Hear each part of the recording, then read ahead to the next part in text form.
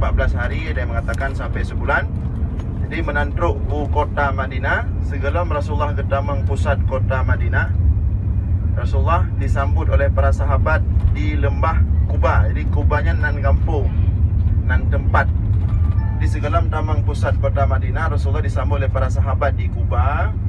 Maka sambil gepeyuh di Quba, menurut riwayat ada salah seorang sahabat yaitu Ammar mengusulkan untuk dibuat tempat berteduh.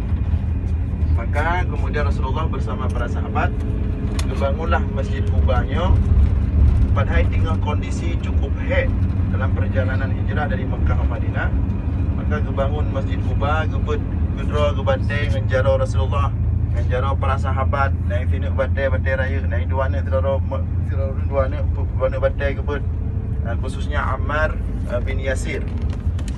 Nah, karena proses pembangunan Masjid Quba yang cukup heroik, cukup hek, padahal dalam perjalanan yang melelahkan, pertanyaan dari hijrah, bila lewat kafe dilikut terus Quba, mandang sempat bangun masjid. Maka Allah melukiskan proses ini, memuji Masjid Quba ini dalam Al-Quran. Allah kepegah, la masjidun ussisa ala taqwa.